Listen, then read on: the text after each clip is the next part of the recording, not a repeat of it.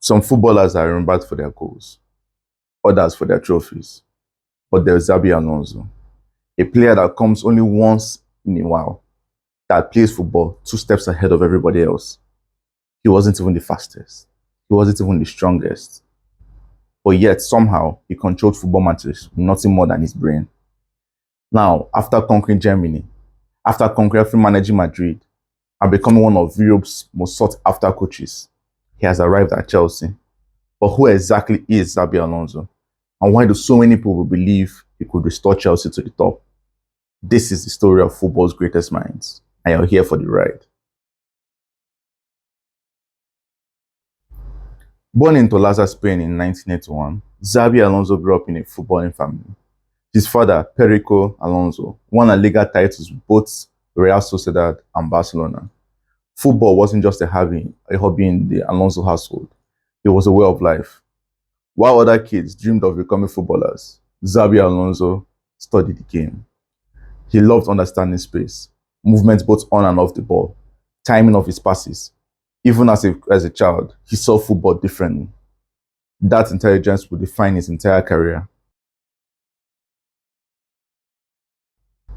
Alonso burst onto the scene with Real Sociedad. As captain, he almost led the club to an unlikely La Liga title, finishing 2 points behind Real Madrid. Keep in mind, he was only just 20 years old, captaining an unlikely team to a La Liga title. Think on that. Everyone in Europe took notice. Then Liverpool came calling and signed him for just 10 million euros. Crazy in today's market that people like Elliot Anderson, that came from almost relegated Nottingham Forest, are going for 130 million. But I digress. Many doubted whether a calm Spanish midfielder could survive the intensity of English football, but boy were they wrong. Within a year, he became Liverpool's most important player, alongside Steven Gerrard, in what will become Liverpool's greatest ever midfield pivot. They have not replicated a pivot like that since.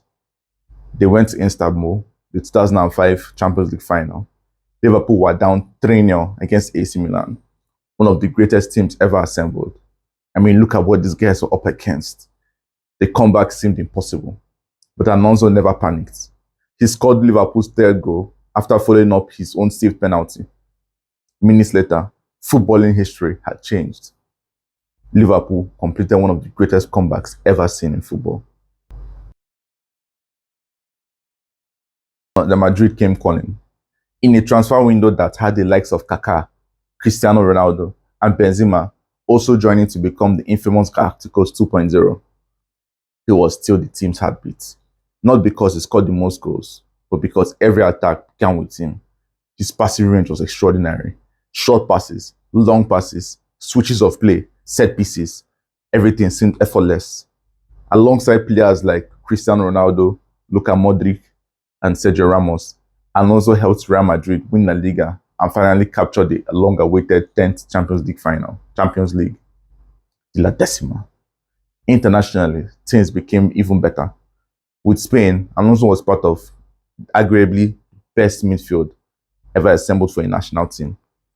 Euro 2008 was won, World Cup 2010, and even the Euro 2012 was won too.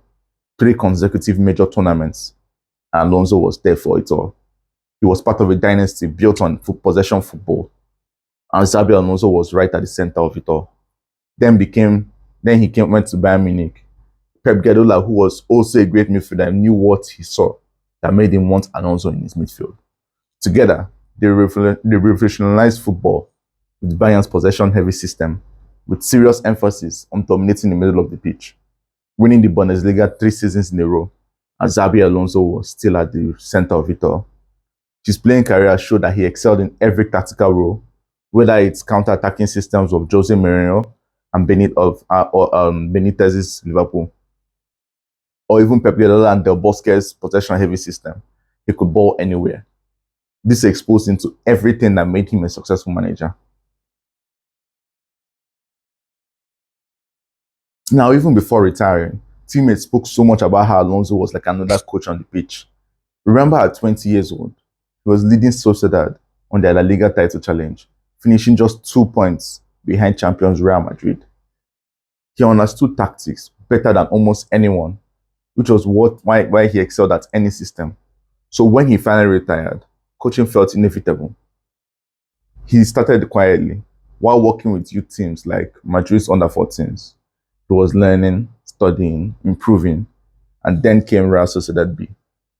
There he earned promotion to the Secunda division. It wasn't flashy, but it proved something important. Xabi Alonso could coach young players to success.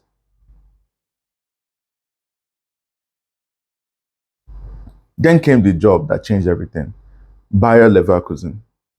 When Alonso arrived, the club were fighting near the bottom of the Bundesliga.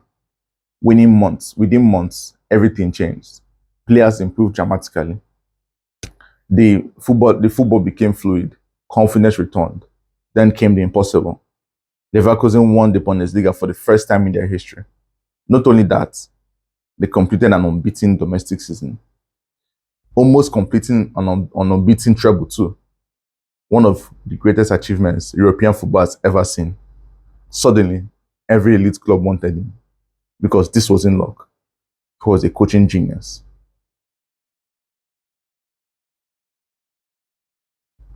Alonso's next challenge came at Real Madrid. Managing one of the biggest clubs in the world football brought new pressures and difficult moments, and his spell there ended much sooner than many expected. Alonso only knew how to coach impressionable youth players. This was his first time managing Eagles, but even setbacks are part of every young manager's dream. They teach resilience, they reveal weaknesses, and they often shape what comes next. He is an avid learner, and I'm sure he has picked up a lot of lessons there. Now, Alonso begins a new chapter with Chelsea Football Club, carrying both the triumphs of Leverkusen and the lessons from Madrid into football's biggest rebuilding project. If you've watched Alonso's teams before, you know they play with intelligence, possession with purpose, fast transitions, flexible formations, and players constantly rotating positions. His teams don't just keep the ball, they manipulate opponents, defenders becoming midfielders, wingers becoming wingbacks. Midfielders appear everywhere. It is modern football at its finest. Perhaps even more importantly, young players improve under him. Florian Wirtz became a record signing under him. Frimpong and Nkapie are also good examples. With players like Jonathan Tah, Tapsoba, Alex Grimado, and Granit Xhaka being able to achieve their potentials. That could be exactly what this talented Chelsea team needs. Now, Chelsea have gambled before. Some appointments worked, many didn't.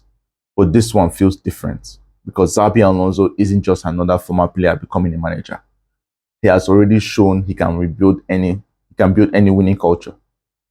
He has already achieved the impossible. Now comes his biggest challenge yet. Can the midfield genius become the man who brings Chelsea back to the summit of English football?